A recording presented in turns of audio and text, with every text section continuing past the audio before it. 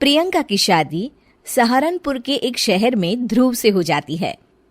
प्रियंका एक interior designer होती है और उसका अपना एक बिजनेस होता है। ध्रुव का घर बहुत ही साधारण सा दिखता है। उनके घर में हर चीज पुरानी और घर के हिसाब से बिल्कुल अलग होती है। प्रियंका को लगता है कि वो इस घर को बहुत ही सुंदर बना सकती है। ध्रुव, ये घर बहुत ही पुराने तरीके से डेकोरेटेड है। अच्छा, मुझे तो नहीं लगता। कभी ध्यान दोगे तो लगेगा ना। ऐसा लगता है कि हम शहर में रहकर भी गांव में रहते हैं। अच्छा, तो इस दिवाली तुम्हारे मनपसंद कलर से पेंट करवा देंगे, ठीक है? ओहो, पेंट से क्या होगा? ये फर्नीचर इतना पुराना हो गया है, खुद कह देता होगा कभी तो, भगवान के लिए बदल दो, भगवान के लिए मुझे बदल दो। कुछ भी बोलती हो तुम प्रियंका। अरे कितना सुंदर लगता है ये सोफा। हाँ, साइज देखा है इस घर के फर्नीचर का। ऐसा लगता है घर नहीं गोडाउन है।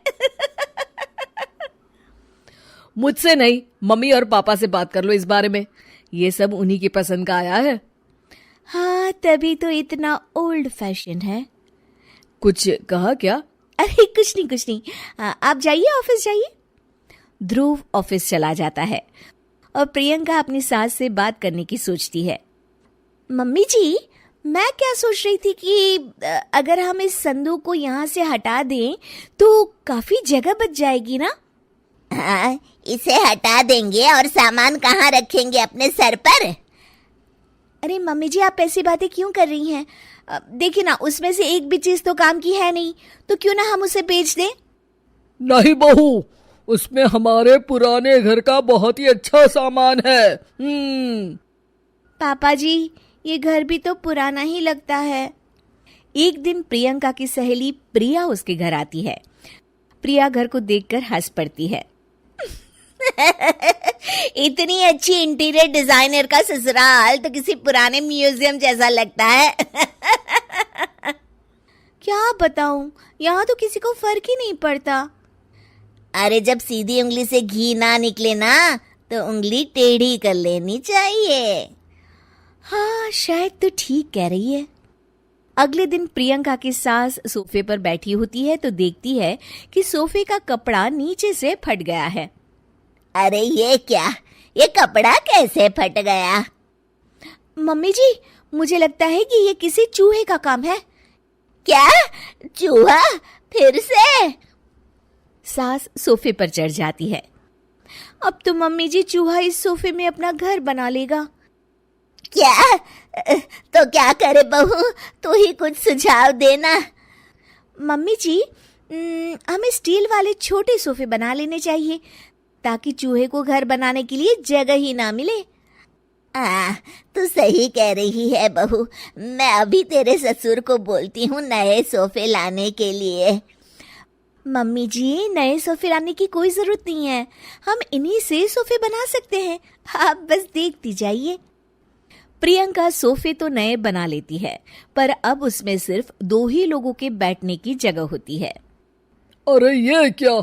इसमें तो बस 2 ही लोग बैठ सकते हैं। अरे बहू, तुझे तो पता ही है हमारे घर कोई ना कोई आता ही रहता है। इतनी सी जगह में हम कहाँ बिठाएंगे उन्हें? अरे मम्मी जी, आप चिंता मत कीजिए, उसका भी इंतजाम हो गया है। मैंने इस संदूक के ऊपर गद्दा लगवा दिया है और इसे पेंट करवा दिया है।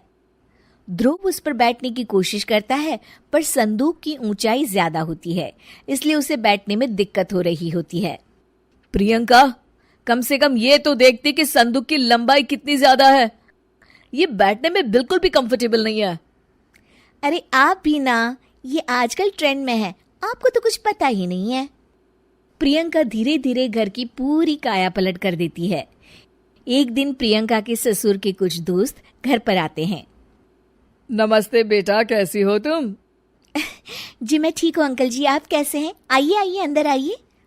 अरे घर तो बड़ा खाली खाली लग रहा है। कहीं घर तो खाली नहीं कर रहे ना आप लोग? अरे नहीं, ये तो हमारी बहू का कमाल है। तुम बैठो ना रमेश। रमेश को संदूक दिखता है और वो उस पर बैठने की कोशिश करता है और पीछे तक ना होने के कारण जैसे ही वो पीछे होता है गिर जाता है।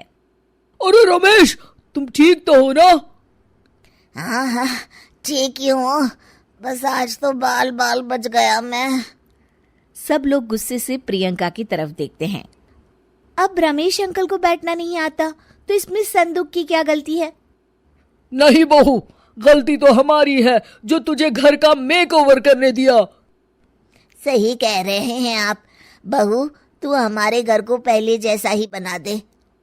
ठीक है, आप लोग गुस्सा मत होइए, मैं घर को पहले जैसा ही कर देती।